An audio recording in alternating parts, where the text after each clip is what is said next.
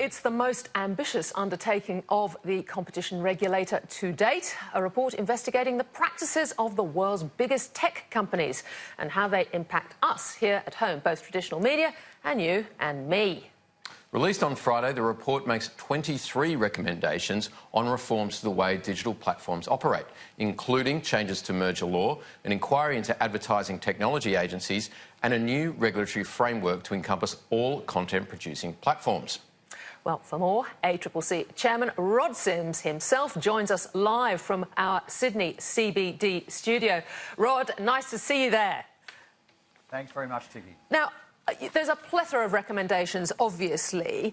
A big one from me to start with. Do you think that Google and Facebook should be classed now as publishers? Because this has real implications both on the commercial side and indeed on the accountability side. Yes, look, that's right, Tiki. I think in many ways they are publishers, and so we've got to make sure we break that distinction that's been there before.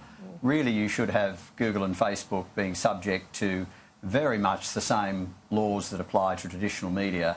Otherwise, it's simply an unfair playing field. So I think they should be regulated in a very similar way to traditional media, and in many senses, they are publishers. Rod, we've seen overseas billions of dollars in fines against Google and Facebook for breaches of privacy, antitrust, anti-competitive behaviour. Do Australian regulators have the mettle, including yourself, to see this through and take action against Google and Facebook if necessary? Because we just aren't seeing the same action by regulators here. Oh, I think certainly we do, Leo. I mean, we've just come out with I think, a very hard-hitting report. I don't think in recent years the ACCC has been accused of lacking mettle. We've taken on some of the biggest companies around the world, including Apple, Visa, Heinz, you name it. So, no, there's no problem there. We do need some changes to the laws, and, of course, we do need to have a focused unit looking at this, because you can't just do this alongside your other business. Otherwise, this will swamp you. So we definitely need a dedicated unit, and have no doubt we've got the mettle. There's 5 investigations, live investigations, I understand, as a result of this report, or your inquiries in this report. Rod, can you give us any insight into those? Well, they are continuing investigations, so we have listed them.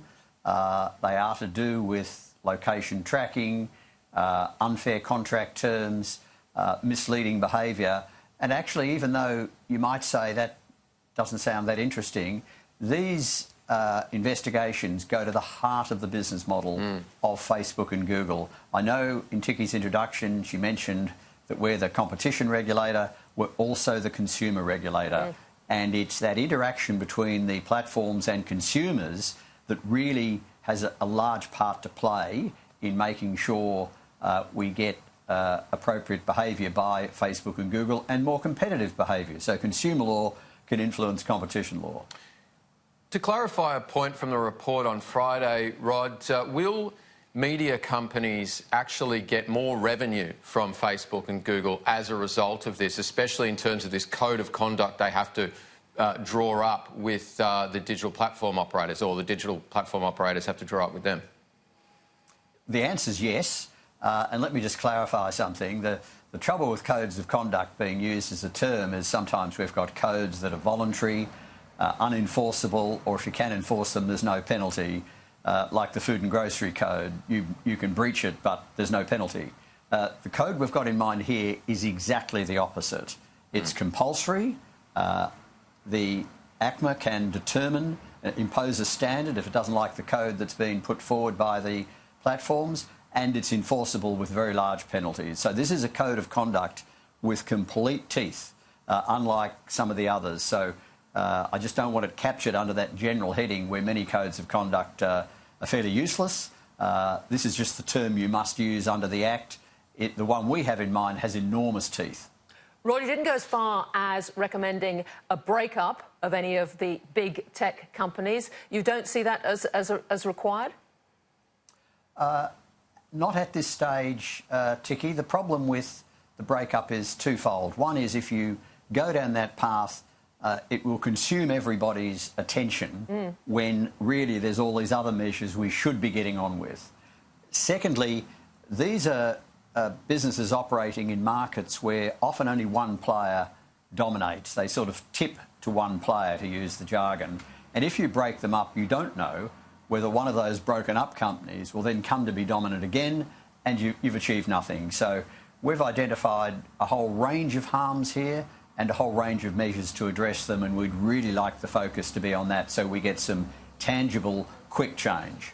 Rod, what has the response been from the big techs, namely Facebook and Google, to the report thus far? Have they been in contact with you on it? And throughout your investigation, what did you find most disturbing, I suppose, about some of the behaviour of these big techs in Australia? Look, two questions there, two answers. So we haven't spoken to them since the report came out on Friday, but we did speak to them about a range of our recommendations, and I think their answer was, well, look, we'll do that, just don't make it compulsory. We'll do a range of things. So, as I said previously, under the heading of trust us, which I don't think's going to work. So, sorry, Leo, what was the second question? Well, what did you find most disturbing in your investigation? Yeah, sorry about that. So the most disturbing thing, I think, was the indifference to what's going on their platforms. So you had outrageous disinformation, outrageous scams going on, various effects on business and consumers, an indifference, I think, to the privacy of consumers. So they've set up these platforms to operate, and they're sort of styling themselves as being people who just have got no control over things. It's a bit like the phone line. If someone picks up a phone and does something dreadful, it's not the phone company's fault. And that's their entire approach, which ignores the fact that they've created these platforms, they control the algorithms, they make a lot of money out of them, and fundamentally they don't take enough responsibility, so it's time for government and for regulators to step in to address that real problem. Well, ACCC Chair Rod Sims, thanks so much for joining us, and congratulations on an enormous piece of work there. Indeed. Thanks very much for your interest.